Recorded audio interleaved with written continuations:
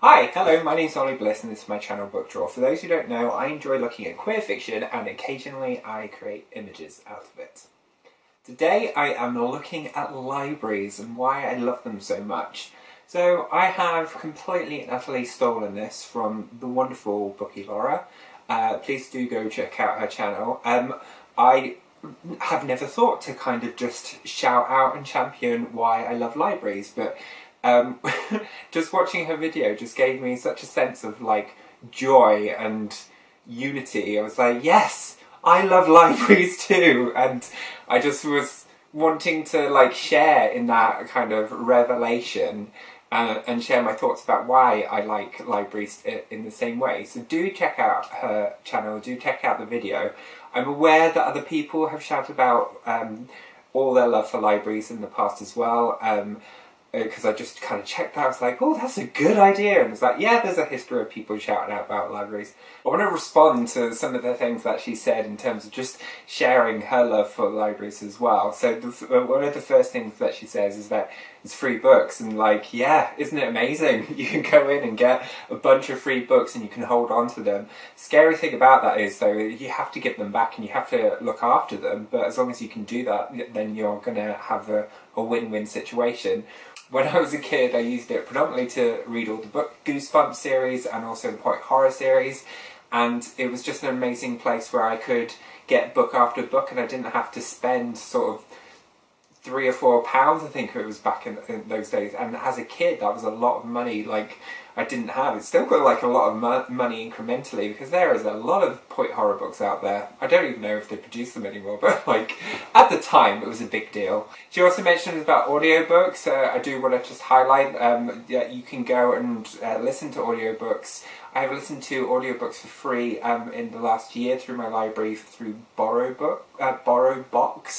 And I have listened to 27 books so far from that format, which I just didn't realise I'd been listening to that many books, but all of that was free, apart from when I've kind of overrun, but that's my own fault. She also talked about librarians and how they've kind of got a bad rep in terms of being these kind of scary old women, which, like, yeah, when you think librarian, that you can get that kind of image in your mind where they're wearing glasses and they are those type of women, those type of people, and I don't know why it's gendered in that way either, but it's certainly not my experience that I've had on a personal level. I'm actually quite shy around other people in that situation and keep to myself in libraries in general, but it then also made me think of other books where they talk about libraries and sanctuaries, which I totally support and endorse. There's Kafka by the Shore, and there's a librarian in that book, and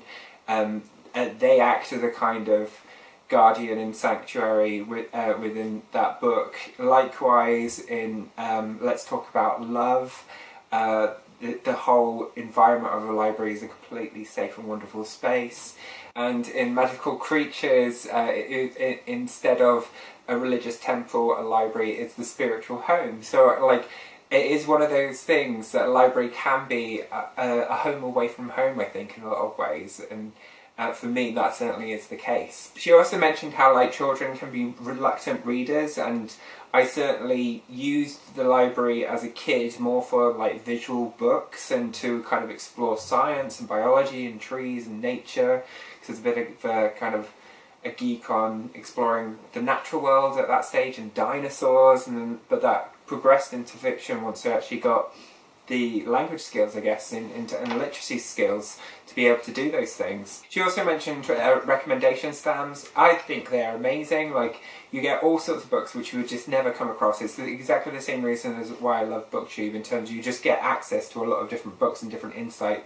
And you know when it's a personal recommendation that you're more likely to probably go along with it because it has that additional endorsement from someone who feels like they should know what they're talking about. If they're a librarian, they should be aware. And it comes from a place of passion where they've just put it together because they want to express and share the wealth of good books that are out there. And I think that's a really lovely thing, and you can often end up reading something which you might not normally intend to read as if you were to go to a bookshop, and I totally agree with that. She also mentioned leading a minimalist lifestyle, and my partner would love me to get rid of all my books. He thinks I can do a much bigger, deeper cull than I have recently, which gives me the sense of horror. But we recently watched a program, I can't remember what it's called, but he's currently obsessed with it, where it's all about cleansing your house by removing anything that doesn't give you a sense of joy, whereas all the books give me joy. If anything, I should be keeping some more of those older books, which I got rid of just because books give me joy. So it doesn't necessarily work in that sense, but having library is a wonderful thing, because you can actually just enjoy the book at the time and then pass it on to somebody else, and you're not cluttering up your house. And the great thing about doing it through audiobook is that you still have that record in your loan, so you know what you have read, because I do have a tendency after a month or so to forget what I have read. I don't know if anybody else experiences that. And for me, when I go to a library, sometimes I just use it as a place to work, because it can be a very productive environment. Everybody is just either quietly reading or talking quite in quiet tones, where they're just getting along with their own thing, but it feels like a productive community environment where you can just be present and there. And when I'm at home, I've got my cat and I've got a kettle and food to distract me, and I might not necessarily be as productive, so I do just go to my library to get stuff done, and it's very effective in doing that, because you're there with a purpose and you just do that thing, and then you can get on and read, or have a little mooch and explore, or visit the cafe. And they've got a really good cafe in our local library, where all the drinks and the food is cheaper than on the high street, and it's actually really good quality. What I also like about the Manchester Library is it's got a mixture of historic and new architecture, so it's had a